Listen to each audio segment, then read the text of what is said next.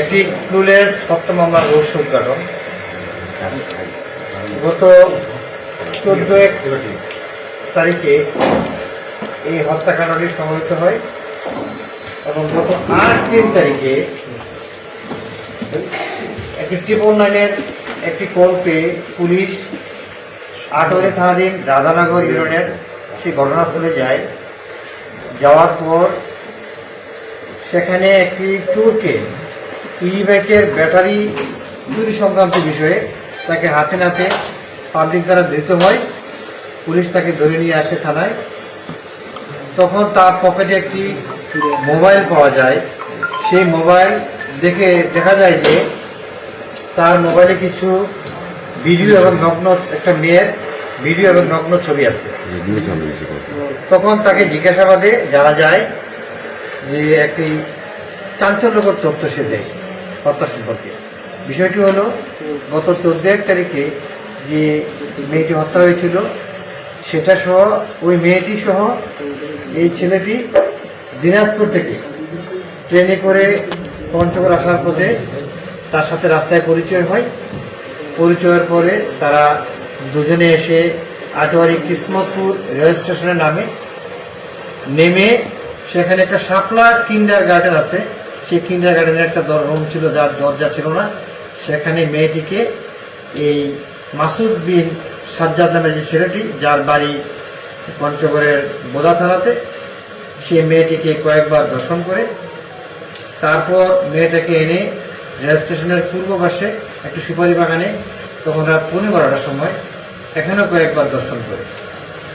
দর্শন করার পর মেয়েটি ছেলেটির কাছে মোটা অঙ্কের টাকা চায় এবং তার মোবাইলটি চায়। এই নিয়ে দুজনের মধ্যে তর্কাতর্কি হয়। এক পর্যায়ে মেয়েটি তার মাকে উল্লেখ করে গালি দিলে ছেলেটি তখন ক্ষিপ্ত হয় এবং তখন ছেলেটি তাকে তার ওনা দিয়ে বেঁধে 2 হাত সুপারি গাছের সাথে বেঁধে মেয়েটিকে ইট দ্বারা তার মাথায় আঘাত করে। ইতিমধ্যে তার একটা ভিডিও করেছে ওখানে বাঁধার পরে, সেই ভিডিওটা তার মোবাইলে ছিল। তাকে হত্যা করার পরে সে একটি বাজারের দোকান থেকে একটা ছুরি আনে, চাকু, যেরকম চাকু, সেই চাকুরে দিয়ে তাকে বিভৎসভাবে তার বিভিন্ন জায়গায় তাকে আঘাত করে তাকে হত্যা করে এবং সেই জায়গাটা রেল স্টেশন থেকে আনুমানিক 200-300 গজ দূরে। হত্যা করার পর মেয়েটিকে টেনে এসে রেল স্টেশনে নিয়ে আসে, রেল লাইনের উপরে নিয়ে আসে। সেখানে রক্তের দাগ ছিল। পরবর্তীতে যখন ট্রেন যায় সকালবেলা, সেই মেয়েটির উপর দিয়ে ট্রেনটি যায় এবং মেয়েটি ক্ষতবিক্ষত হয়ে পড়ে। সে কারণে মেয়েটির পুরো স্পষ্ট চেহারা বোঝা যায়। এই সংক্রান্তে তখন দিনাজপুর রেলওয়ে পুলিশ এই লাশটি নিয়ে যায় এবং একটি অপমৃত্যু মামলা রুজু করে।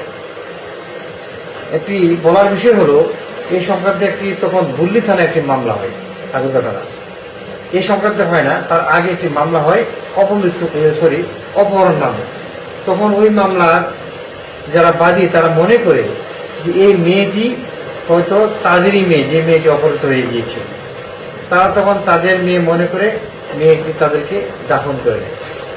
গত 8 তারিখে তার কাছ থেকে পুলিশ এই ধরনের তথ্য পাওয়ার পরে যখন ভিডিওটা দেখায় ওই গার্ডিয়ানদেরকে, তখন তারা জানে যে এই মেয়েটা তাদের মেয়ে না। এখন এই মেয়েটার পরিচয় নিয়ে আমরা তদন্ত করছি, মেয়েটার পরিচয় বের করব এবং ছেলেটি তার সকল ঘটনা আমাদের কাছে বলেছে এবং বিজ্ঞ আদালতে সে স্বীকার করেছে। ধন্যবাদ সবাই।